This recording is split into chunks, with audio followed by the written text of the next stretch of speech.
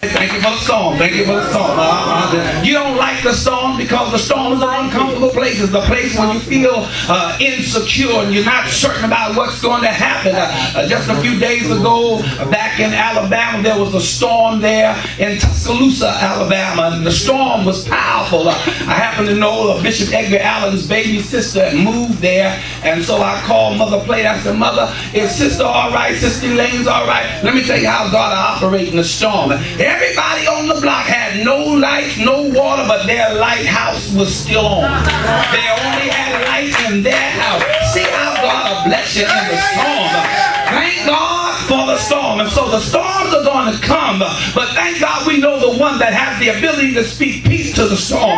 But I won't even go beyond that, because that ability has been transferred to you. You're in the middle of a storm and you need to make some decisions. You need to take some time out and do like Jesus said. I ain't got time to go through no ramification. I need to get up and rebuke this. Some things you got to learn how to rebuke. Some things you can't pamper them. Some things you can't hold on to them. You can't nurse them. You can't wait on them. You got to stand up and rebuke it. The Bible says immediately he rebuked the storm. Yes, to say, peace be still.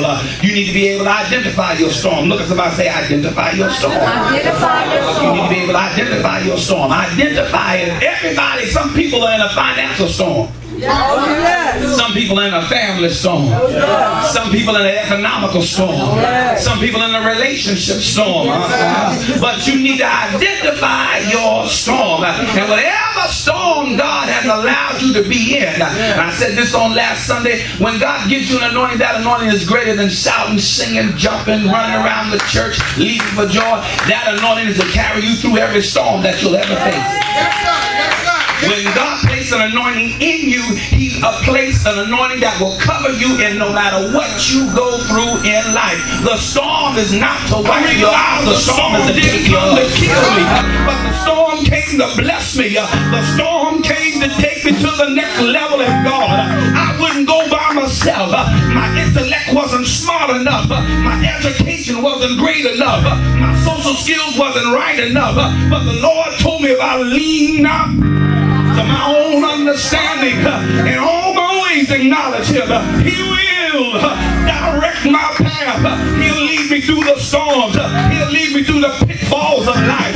He'll bring me through the raggedy situations. He'll help me to weather any storm. And so when I wait on the Lord and I seek Him with all my heart, no matter what I'm going through, I tell the Lord, listen, if you got me here, you can get me out. Tell somebody, if He got you in, He can get you out. I don't care what you're going through. If He lets you get in, He never lets you get in a situation where you don't have the ability to get out. I hear the Bible say, wherewith the Lord will open up a way of escape. God has a plan for you how to get out. God's got a plan for you how to get through. God's got a plan for you how to come up. God's got a plan for you how to overcome. God's got a plan for you how you can make it better. God's got a plan for you if you stick to the plan. Just somebody say, stick to the plan. Yes! Don't change now. Get midstream and change your God. Get midstream. Change your philosophy. Get midstream. Hook up with the wrong people. But I got a plan called the B-I-B-L-E.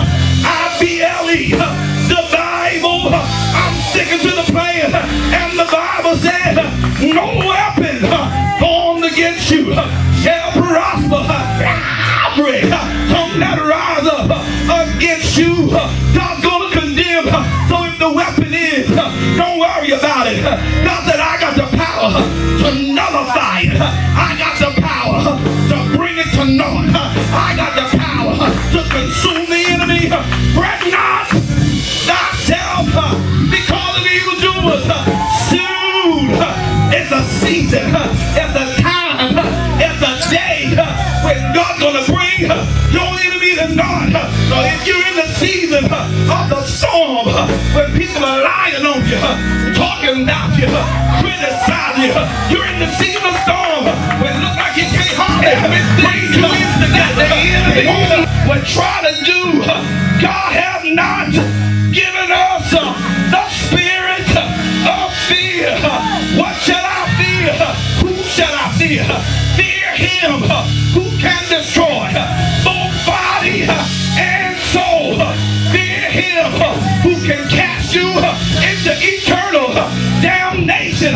Fear him who can destroy you from going to the next place. But if you got Jesus, he's a battle axe. If you got Jesus, he's a bulldozer. He'll go over anything you got. He's a ball wrecker. Anything in your life, he can bring down the wall. He can break the barrier. He can shift the chains. He can destroy the yoke. He can lift the burden. He can heal the heart. He can mend the wound. He can open eyes. He can lift the hands. Trust him.